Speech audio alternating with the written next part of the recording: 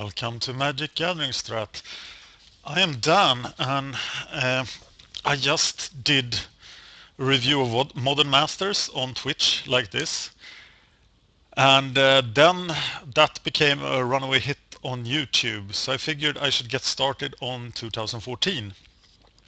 I am a much bigger authority on core set drafts than Modern Masters, because Magic 2013 was my favorite drafting format, and I did exceptionally well. You can check the YouTube channel, you'll find a lot of drafts that I 3-0. And this is not showing up on Twitch. Why isn't it? Streaming live. Technology. Always fun. Says I'm offline.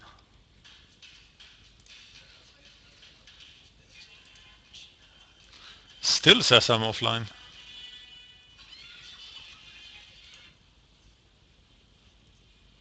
Interesting.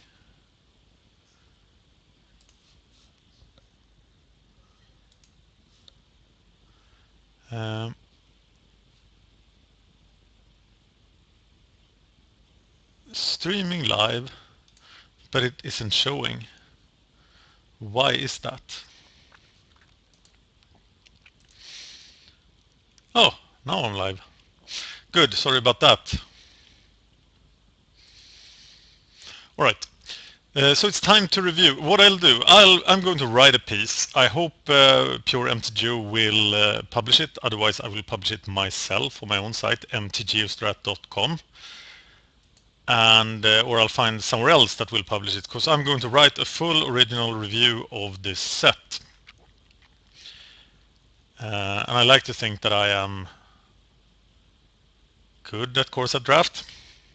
Still says I'm offline, sorry. God, Twitch. Okay, I'm gonna believe that I'm streaming live here. Mutavault. I'm going in the order the cards are spoiled. We now have 158 out of 248 spoiled cards. And I'm going to assume that I'm just going to do the Twitch stream and the YouTube videos as the cards are released, and then sort of sort together all opinions that I receive afterwards and stuff and put it in the article. I'm gonna write off screen because that was something I learned in Modern Masters, because you guys were really irritated when I covered the cards. Mutavault, it's a manland, and manlands are fairly easy to rate in limited. It seems that its ability to be all creature types will not play as much as it did in Morningtide. But this is the perfect excuse to play 18 lands. And then you can count this as a land, and it won't occupy a spell slot. You will play an 18 land deck, which is always much more fun than a 17 land deck in the first rounds of the game. Being a 2/2 creature is not as decisive as Hellion Crucible was, but this is far less easier to activate. So I'm rating this. I'm gonna grade all cards on a scale, on a pick scale, because where you pick these cards is the only relevant thing you want to know about drafts. In sealed, it's different, but you can still use the rating. This is a 2nd to 4th pick. You will not pick Mutavault over bombs. And you will not pick Mutavault over top quality removal. I will take Doomblade over Mutavault, and I'm happy to do this. When we're thinking about the picks, we are going to think about first pick, first pack. And we'll get back to that later. Liliana of the Dark Realms is a card that was in 2013. And she is about as bad as a Planeswalker can get, which is not very bad. So Liliana is still a very high pick. I'm searching through the document to find her. She is a 2nd to 4th pick. Things to consider about Liliana is that she is, at worst, she is removal. So you can immediately kill her and kill something with at least... She's at least this figure at sorcerer speed. That's her worst case. But her best case is a lot better. If you're not under attack, you'll be able to search for Swamp, then use Liliana, and then 2 turns later use her again, or 3 turns later. So she has received a lot of bad press actually by a lot of M13 reviewers, but she's still a very high pick. And on the level of Mutavault, I would say. So, the other reprint Planeswalkers, one of them happens to be the best card in Magic 2013, and it's probably the best card in 2014 as well. It is not Ajani. Ajani is a better Planeswalker than Liliana.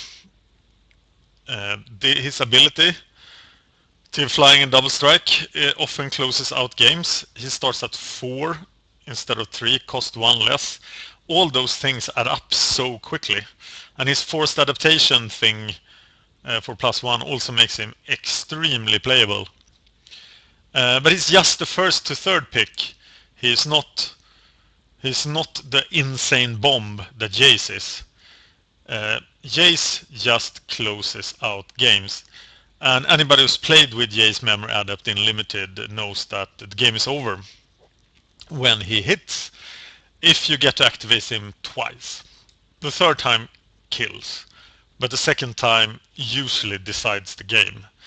If you activate him once and he then dies, then perhaps the other player can turn the game around. But he is the biggest threat there is in M13 Limited, and I expect him to be the biggest threat there is in M14 Limited. So no secrets here. Pick those 4 cards you see in front of you extremely high, because they are among the best cards in the set. Shimmering Grotto then is not as exciting.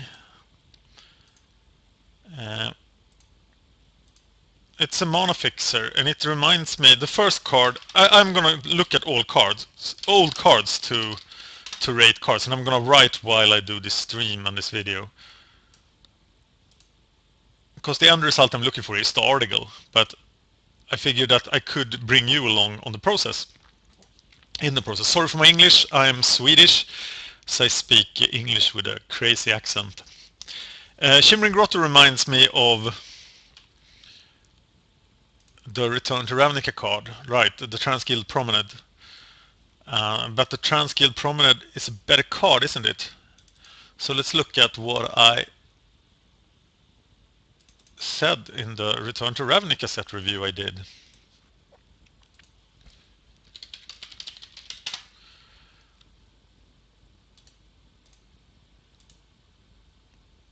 Transguild Promenade. You had to pay the 1 mana 1 time, and then it would do it. This thing will be a little better the turn you play it, and then it will be much worse. Transguild Promenade was the 7th and 9th pick in Return to Ravnica, but in block Return to Ravnica I bet it went up. But I am not the master of DGR Limited at all. So I'm going to say that Shimmering Grotto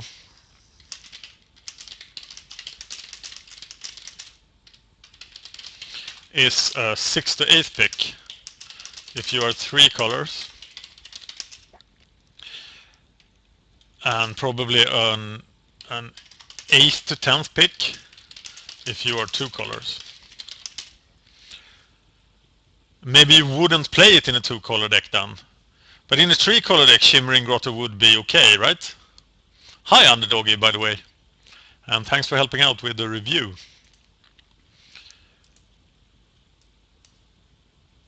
So, what do you think, Underdoggy? Would you play Shimmering Grotto in a 2-color deck?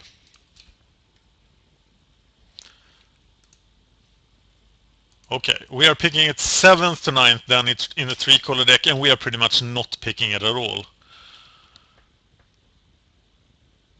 It's gonna be mana disadvantage, but it will enable you to cast spells for double mana.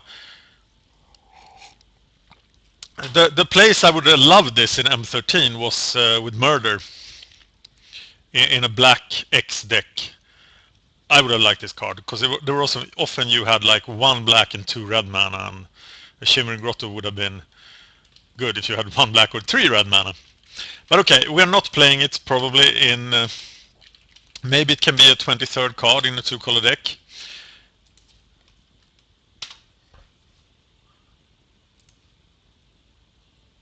Yeah. So we are saying it's a 7th to 9th pick if you're 3 colors and a 10th to 12th pick in 2 colors. It hampers your early turns for sure.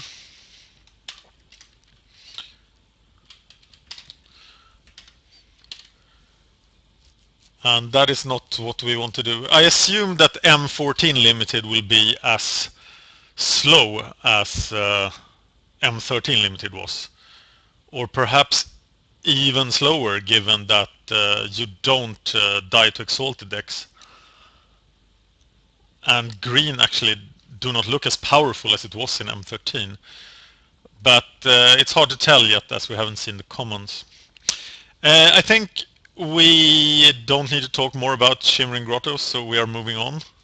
The full review of Modern Masters took 10 hours, so I think we agree absolutely on the Shimmering Grotto. It's a 7th to 9th pick now. So, Celestial Flare. Oh, it's a conditional edict effect. That's interesting. This is a new card, right? And it's double white. So it falls in the field of crap removal. How good was Wing Shard? Wing Shard was Storm, yeah, that's right. I didn't play when that was around. I have been on and off with Magic. I started playing during Revised, and I was on the Pro Tour back in 96, but then I quit several times. Of course, Magic was slower back then. Magic was entirely different back then. But it wasn't much slower if you could channel Fireball somebody first turn. But let's not talk about Ancient Magic. Let's talk about this card. Okay. Wing Shards was better than this. This feels like a card you will be forced to play in white. And I think I would rather have the 4 mana instant that kills an attacking or blocking creature. We're not thinking about constructed here at all. I think this is worse than the thing in M13. Divine Verdict. Divine Verdict was actually a 4th to 6 pick, and this is not as good.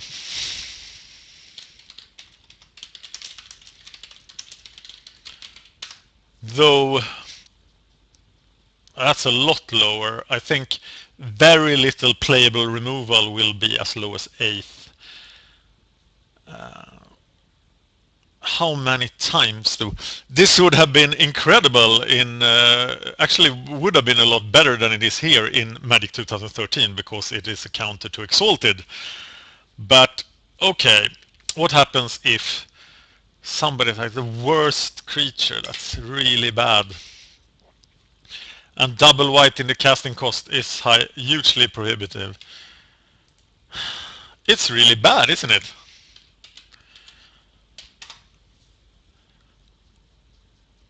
But if they attack with just an evasion creature, you get the thing you want. It seems like you will board this out sometimes. You'll probably main deck it, but you will board it out in a deck that just attacks with a huge amount of creatures. But in a deck that attacks with like 1 creature, it will be a lot better. Maybe a 6 pick. I am even prepared to go lower than that. But it will, the mere presence of this card will make you do stupid attacks. Because now attacking with an Elvish Visionary that I don't know if it's in the set or not, but just attacking with a random Elvish Visionary to protect against this card will create some interesting dilemmas, though it doesn't make the card very good. I think this card will kill relevant creatures more often than you assume, but it's still not very good. I think I would be happy to start this card in my deck and then sideboard it out against a creature horde.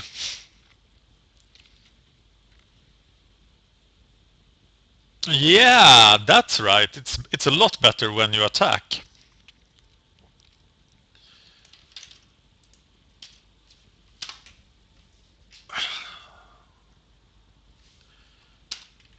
Is it the 6th to 8th pick then? Or is it the 7th to 9th? It's somewhere in that region. Ruin multi-blocking is nice. How often that has happened? We are picking it as 6th pick then. Preliminary. And that puts it way below Divine Verdict, but I think that's right. Shivan Dragon. Well, I played with my share of Shivan Dragons, and I have no problem rating this in limited. What I have a problem with is navigating my document here, so that's why it's taking some time. Shivan Dragon is a 1st to 3rd pick. It's it's a monster in limited. You'll play it. I think it's first. It's a strong first pick. It's probably even a bomb.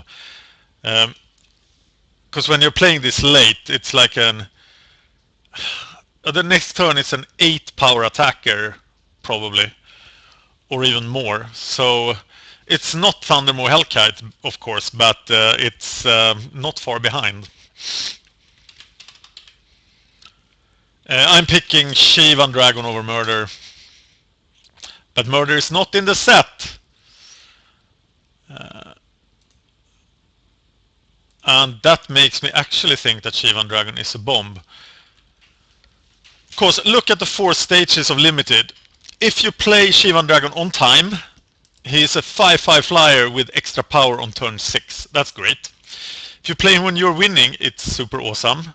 If you play him on the defensive, you have a giant blocker. And if you play him on parity, you're winning the game. So in all 4 phases of the game, I don't think this format is very different from M13. That's at least my assumption until I see something different, and I haven't so far.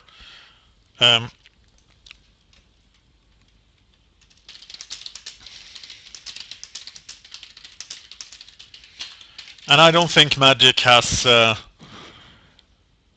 away from Shivan Dragon in limited. I think this is the card you want to play.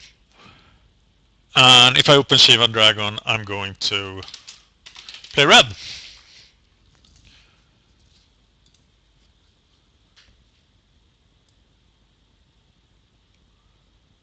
Yeah, if the format was gate crash fast, things would be very different. I'll note your comment there because it was really good. And you will receive a special shout out in the article.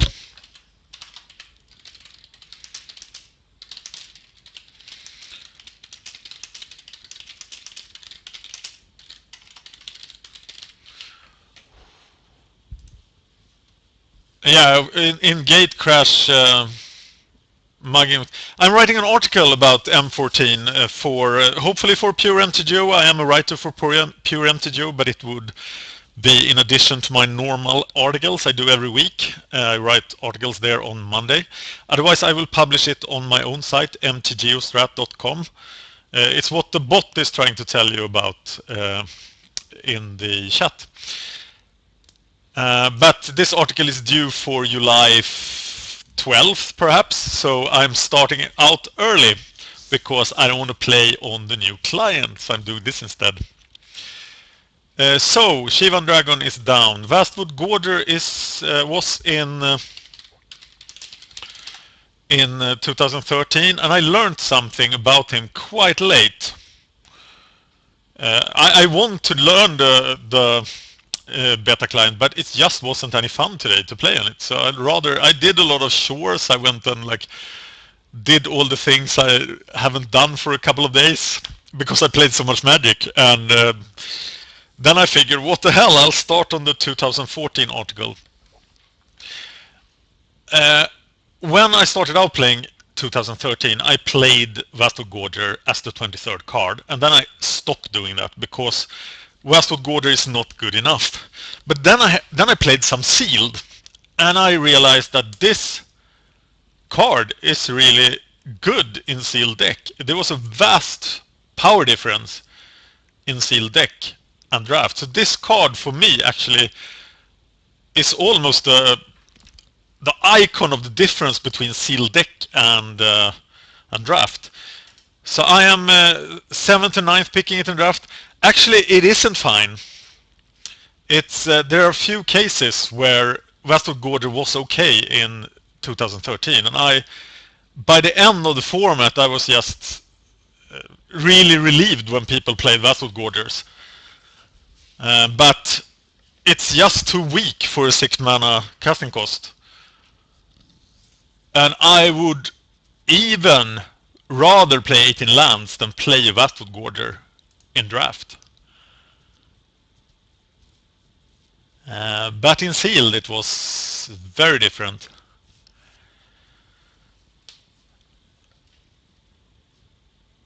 One card I haven't played in Limited, I think, is Angelic Wall. Where is it from? Let's see. 10th edition only. I stopped playing right before 10th. Oh, it was in Odyssey. I played so much Odyssey. And of course, Odyssey was perhaps a quicker format than this will be, but not by much. So I'm looking through my old scrolls here, trying to find my Odyssey guide, and I don't. Oh, it was in Avacyn Restored. What did it do in Avacyn Restored? I didn't play Avacyn Restored either.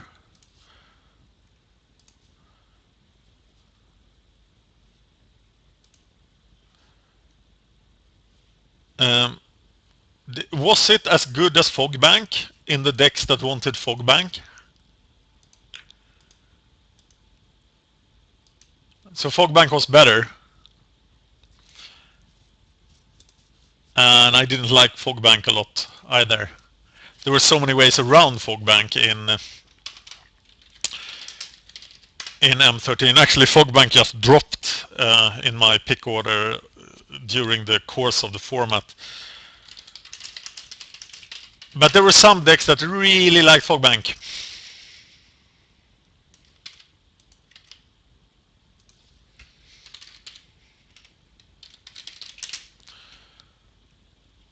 The slow grinding control decks. The Archaeomancer decks. They liked Fogbank. So what did we say about Fogbank then? I'm gonna treat my own ratings for M13 as gospel pretty much, as I had such amazing results in the format. I rated Fogbank as a 4th to 6th pick. And that would put Angelic Wall as at absolutely a playable level. Maybe two below that, 6th to 8th pick for Angelic Wall.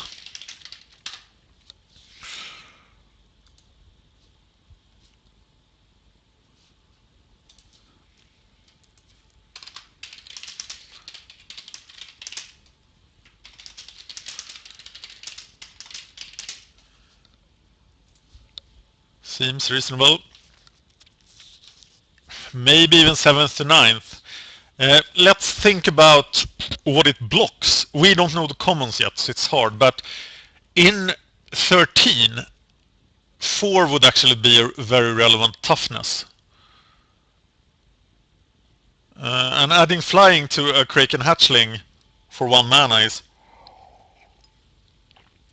probably a 6th to 8th pick. But if there are a lot of commons with 4 power, then this drops, of course. Alright, so now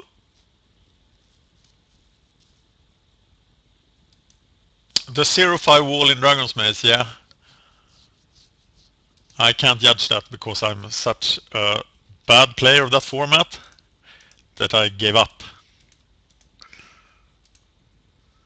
There's a lot of Modern Master things here. I'm looking at mythicspoilers.com here. And a Cursed Spirit I accidentally reviewed, thinking it was in Modern Masters. So I've given this card some thought. Can you see this? Yes. This is a 3/2 creature with Intimidate for 4 mana, and we have that in M14. It's just that it's red.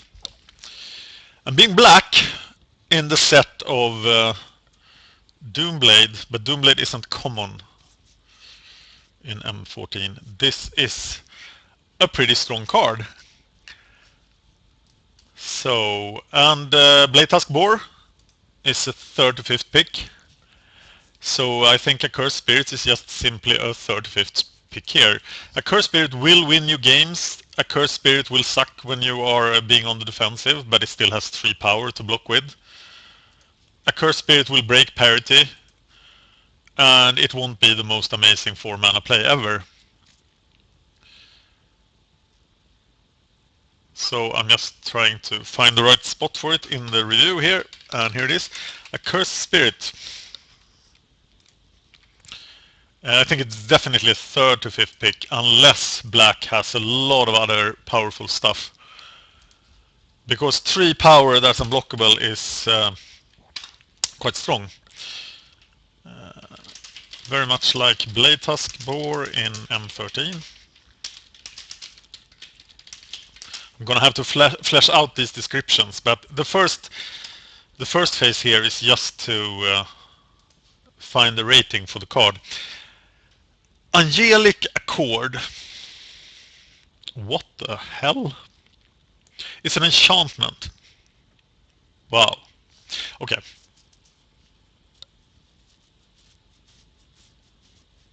It depends, doesn't it, on how much life gain you have in the set. I could see a deck for this in M3. Actually, the most broken M13 decks I ever built were the Faithbender decks. I finished one draft 6-0ing the draft, and in the final duel I had 167 lives. It's on video actually on this channel. Look for the adventures of Rox Faithbender. On mtgostrat.com there's an article. That deck would like this card, but it sure would be a win more card. If you're actually gaining 4 more life every turn, could this be a win condition? Could you just like ignore everything and just have this and life gain? It looks like it requires a very specific deck, and we can't really tell yet if this deck is not there. Yeah, if you're gaining 4 more life per turn, you're probably not losing anyway. So maybe this card will turn a parity situation into a situation where you're winning. But I can see this card doing nothing a lot of the time. So let's try to summarize this. Win more card does nothing a lot of the time.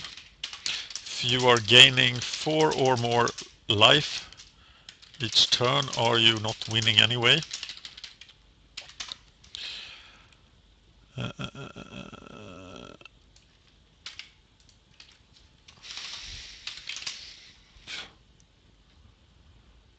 And it's an uncommon. Being an uncommon, you could actually... It's still hard to get 2 of them, right? Yeah, it's not. I don't think it's a 12th pick, but it probably doesn't make the deck. I'll try to think it's 10th to 12th.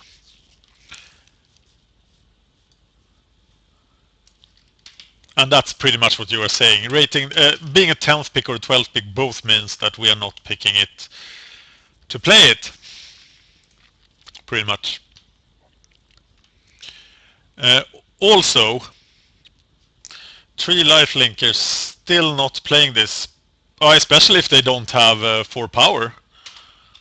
If I had 3 lifelinkers with 4 power, I would play this. But I wouldn't be excited. So, yeah.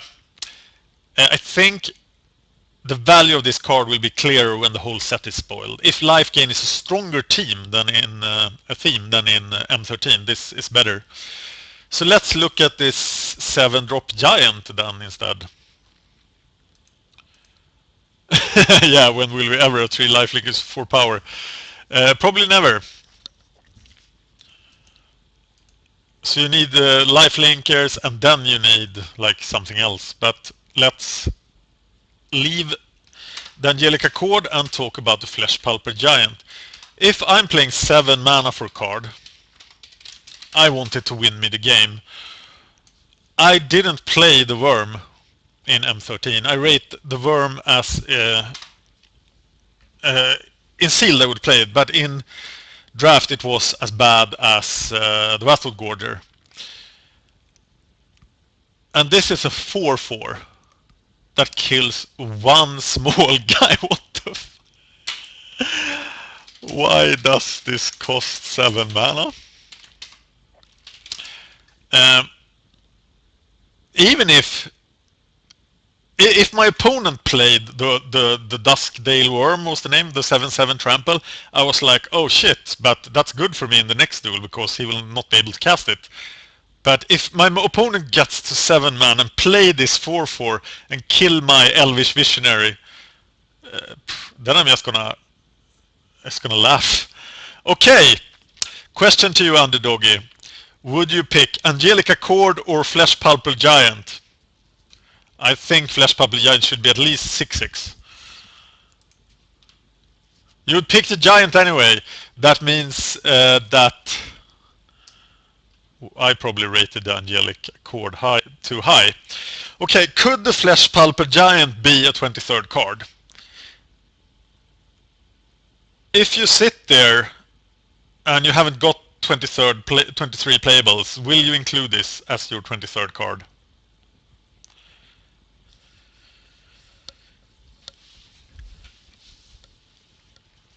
I'm thinking like 8th to 10th pick for the Flesh Pulper Giant, but it might be a 9th to 11th pick.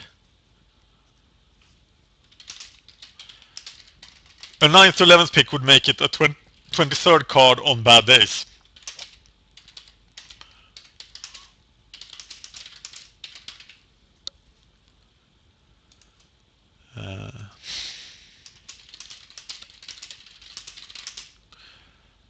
Would you really side it in against a deck full of Walls of Flyers? For even if you play this guy, the deck full of Walls of Flyers will win anyway, because it will either have milled you or done something, or it will just win with the Flyers. And you kill a Velkin turn or something, but it just doesn't do a lot, this guy. I'm putting it at a 9th to 11th pick, which means that someone should try and play it as the 23rd card and see how it goes. Okay. Moving on, we are looking at a crazy 2-for-1 yourself card. What the hell? It's not Moldavine Cloak, that's for sure. What is this? Illusionary Armor. So a creature gets 4/4 +4/+4 for 5 mana. That in itself doesn't sound very exciting. But then the thing dies as soon as a creature is targeted. If they keep up the plan to not have tappers and not have pingers in M14, this is a lot better. It was hard to target creatures in M13, harder than in other core sets. And if it's still as hard, then this card is better, but it still looks really bad.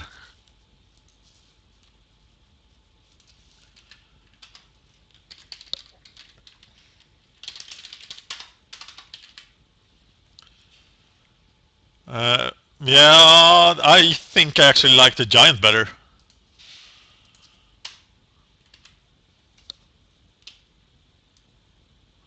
Yeah, it doesn't really protect the creature, so the toughness bonus is just good for blocking. I think this is unplayable. It's good to put on a hexproof guy, but how many hexproof guys are there in the set?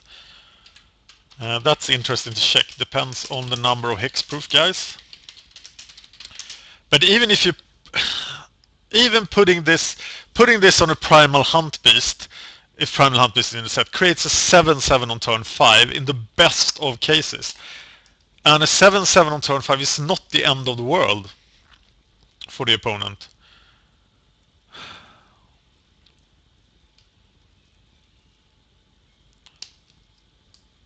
I think there will be so many situations where you will regret main decking Illusionary Armor, and Illusionary Armor actually will lose you the game more often than Flesh Puppet Giant will.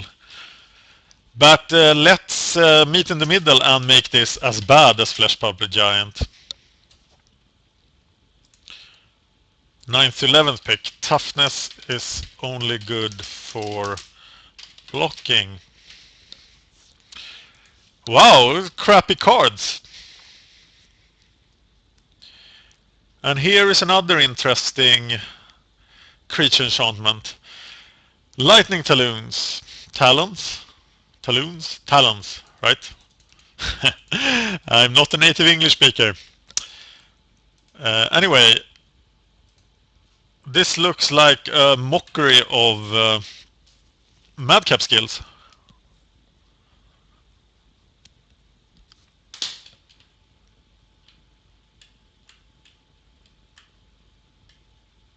I think we are pretty sure what level of removal there will be in a core set. It's pretty much always the same. They will have a black spell that kills guys. They will have some two red commons that does damage, etc. It's probably pretty much the same as in M13. There is Doomblade instead of Murder. Or maybe Murder is in the set if Doomblade is uncommon. And this card would be a big gamble in 13.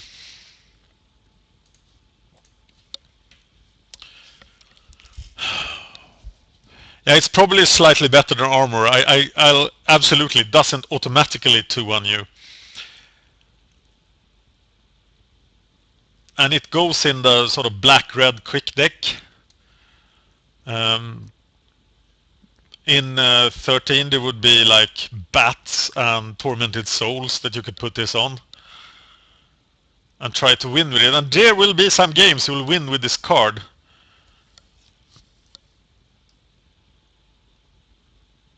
I like it a lot better than I like Illusionary Armor, but how much better? Maybe a 7th to 9th pick? Not boosting toughness is a big disadvantage.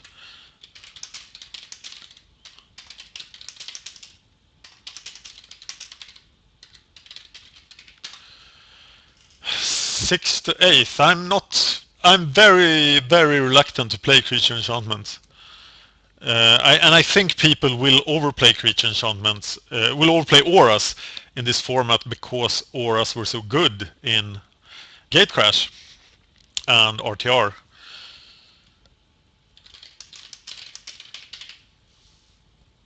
But there will be so many games you lose to Lightning Talons that but I still think it's a 7th or 9th pick. You will not 3-0 drafts if you put Lightning Talons in your deck. Probably. But you will win duels with it. Okay, moving on. We are getting a 3/4 for 4 in blue. But it is also Morphling Wannabe. This looks like a pretty good blue card.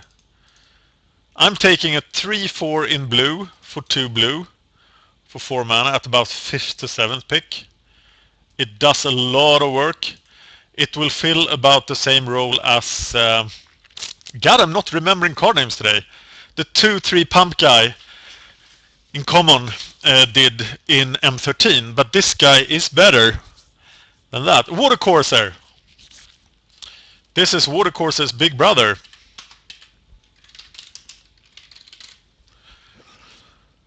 And being able to pump the other way around. Yeah, it's better than Watercourser. Watercourser's big brother. Very flexible. Does exactly what blue wants. And this card, is it common? This is the uncommon symbol. Yeah, it is. Are you really taking the second pick? Second pick is pretty high. Second pick is Liliana level. If your first pick is blue, then of course, yeah, this goes up. And actually, this could be a great foil to Centaur Coursers. Maybe this card will, if it was a common, it would spoil Centaur Coursers. But I'm thinking, is it a 3rd to 5th pick? Yeah, it is. Because you'll be able to hit for... Actually, it's really good. You're hitting for 6 on turn 5 if you really want to.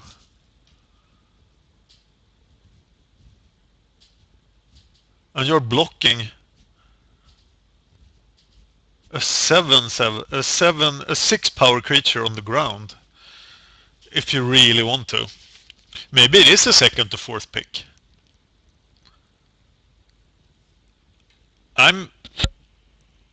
Would I be happier picking this or Mutavault if I don't think about money?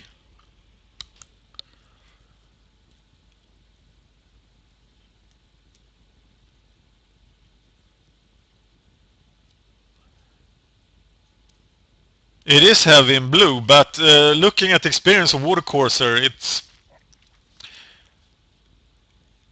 it will still do a lot of work in a 2-color deck. But of course it won't hit you. It won't hit for 6 on turn 5 if you are 2 colors with equal distribution. So I think 3rd to 5th pick is a pretty good rating for this card.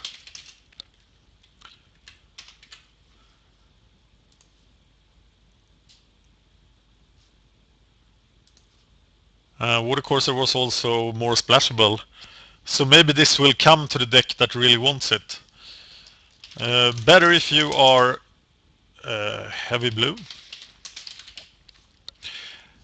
Blue was quite clearly the worst color in M13, and I think they have reacted to that. I expect green to be reduced in power and blue to be pumped in power for this set. And this looks like a pretty good blue card. Moving on to the Ogre Battle Driver. It's a hill giant with an extra colored mana in the cost. But wow! Okay.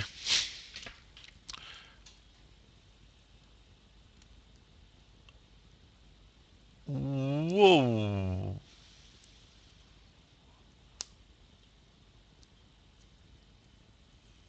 This looks really, really good. Is this a reprint?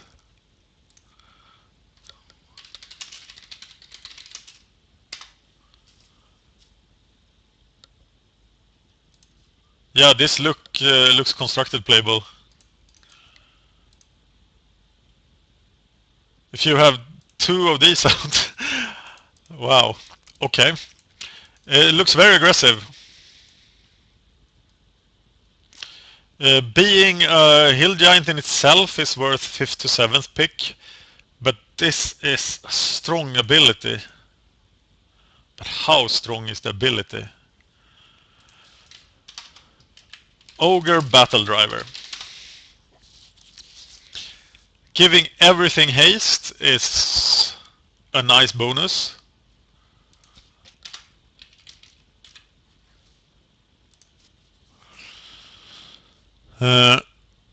He doesn't do a lot at parity. He does a lot when you're winning. He doesn't do anything in defense if you're losing. But if you play this guy on turn 4, he's really good. But defensively on parity, he is not good. So he's not a bomb.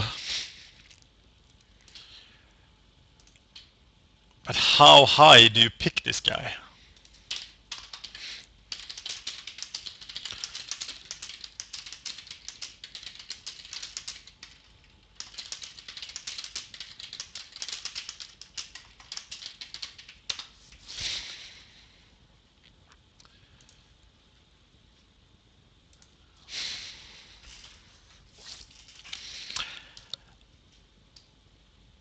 It is so aggressive that it only...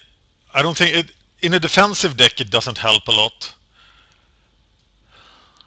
I'm not first picking Shock. I don't think it's a good enough removal. I'm second to 4th picking Shock. It's a lot worse than Searing Spear. But am I taking Sky or Shock? Depends on the deck. It depends on what I'm trying to do, I think. If I'm the blue-red defensive control deck, I don't want this guy.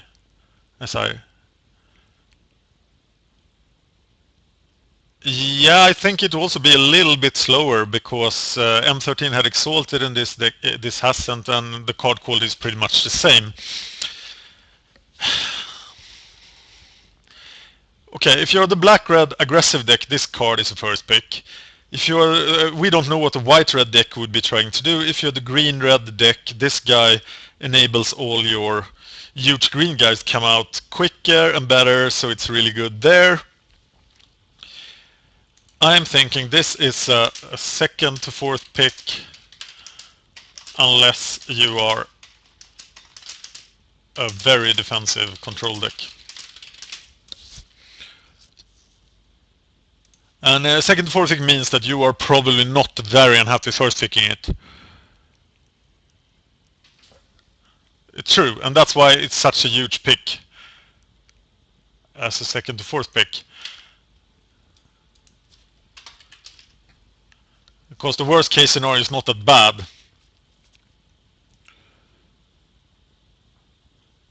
And in the first booster, I would actually not think too much about... I would take a Corrupt over this.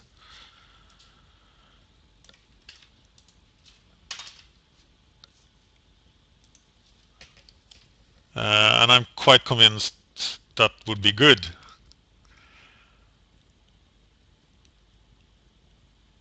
I don't think this is a better card than Corrupt.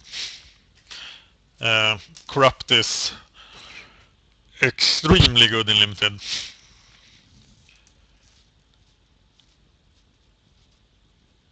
But I think we might need to see what the deck wants to do. And what the commons are. Because I think that really defines the battle driver. And also what the white-red deck wants to do. So this is, it's uncertain absolutely what role this card fills.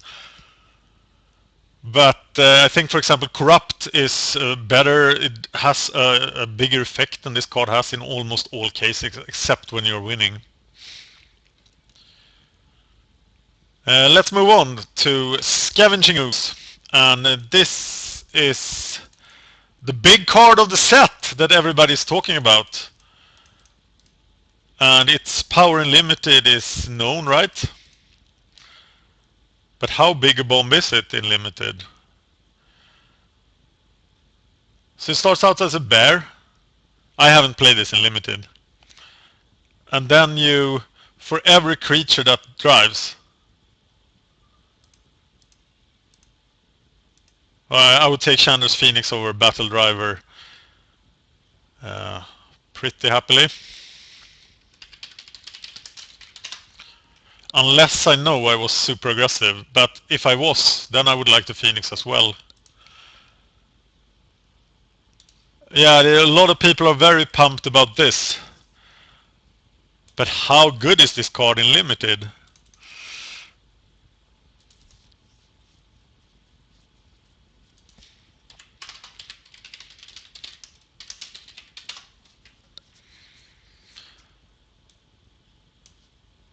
If you play this on time on turn 2, it's a bear that will grow. That sounds like a super Queron Dryad pretty much. But still not the bomb. If you play this while you're winning, then there are a couple of creatures in the graveyard, so you're probably playing this as a 5/5 or 6/6 for 2 mana. Pretty good. It requires a kill spell early game, yeah. And I don't think you're killing a normal bear as intensely as you're killing this. If you play this on turn 2, it absolutely has a kill me now sign in its forehead more than a normal bear has. If you play this on defense, you will still get the decent creature, because you can immediately use all your green mana. It's definitely not the bomb. Tarmogoyf absolutely is not the first pick bomb in limited. And this will fill pretty much the same role, because you will sit there and you will not think about whether this is a bomb or not, because you will just first pick this for money. But if we think about the final draft of the Pro Tour, how high are you picking the ooze? I'm picking a bear on the 6th to 8th pick in core set draft. I am probably picking this over a Centaur Corsair, and a Centaur Corsair with the 3rd to 5th pick. Centaur Corsair is really good in M13. Is this card better than Centaur Corsair? It won't get the quick wins that a Centaur Corsair will get some of the time. But it looks to be a much better card than Centaur Corsair when you're winning, when you're losing, probably, but maybe not certainly, and at parity.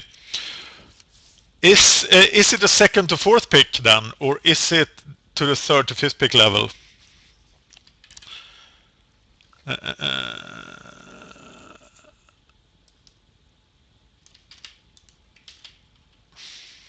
It's academic, of course, as we will first pick this anyway, but we are writing this as a 3rd to 5th pick then. And I dare anyone to pass it. Okay, moving on. How deep into this are we? I should have taken note of when I started, but I will try to keep it under 2 hours for this first episode. There will be more episodes of this. And there will be an article in July. And I will post this on my YouTube channel, which is the same name as this Twitch channel. The Modern Masters review is up to like 450 views, so the YouTube channel is about 10 times the size of this Twitch channel. We're moving on to the next card. Modern Masters, Modern Masters, Modern Masters. Here we go. Let's look at this. Stonehorn Chanter. 6 mana for a 4/4. And for 6 mana he can get Vigilance and Lifelink. That sounds extremely slow. But it sounds a lot better than a Vassal Gorger. So I still think it's playable.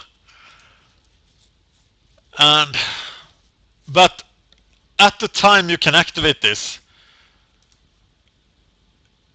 surely it will be blocked, right? The opponent will just double block it and kill it on turn 7. turn 7 is the best case. Defensively, it will do a lot of work. But a defensive card that doesn't work until turn 7 or maybe turn 6, that's not very good either. Yeah, I think it's not a mid pick. I don't think this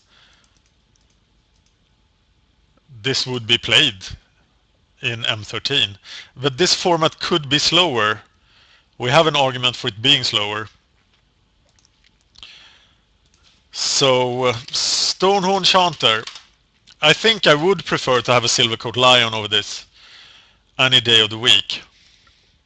But it could be slow. It could be better than it seems because of the slow format.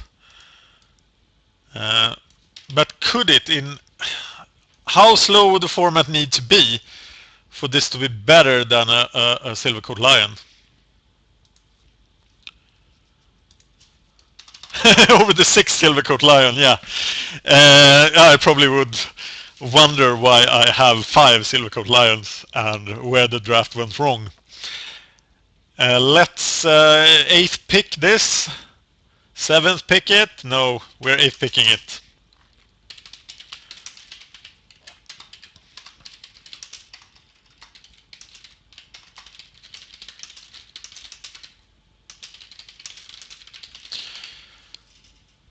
And the average green deck would just run over this guy. Oh my god, Soulmender. This guy will be a trap. They put this in here just to mess with the minds of the poor new players, didn't they? Gain 1 life.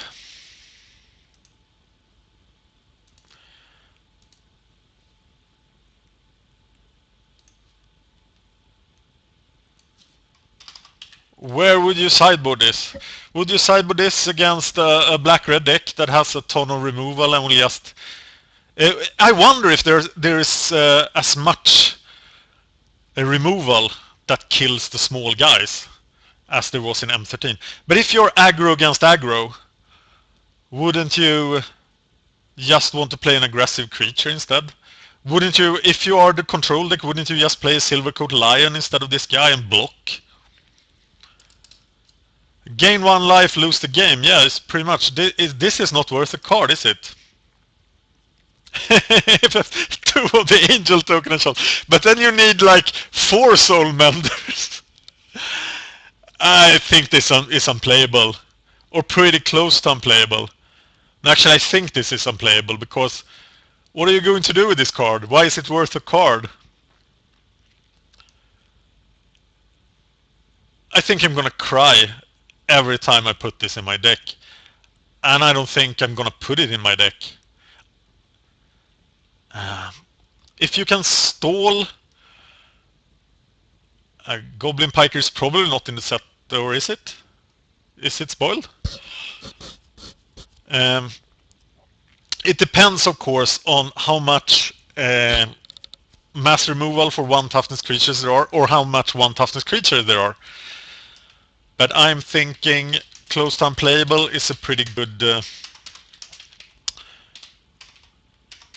grade. A 10th to 12th pick or lower. Is Piker known? Okay. Well, we know Piker pretty well.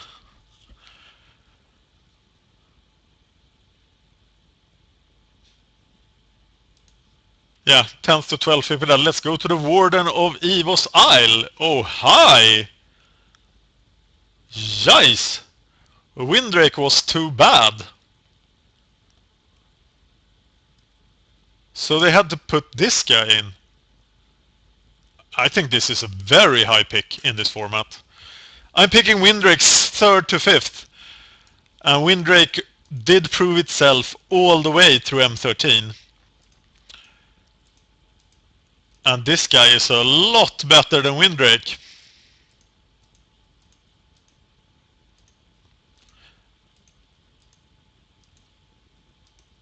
I don't know the flyers of the set yet, but in M13 I'll say this guy is first pickable.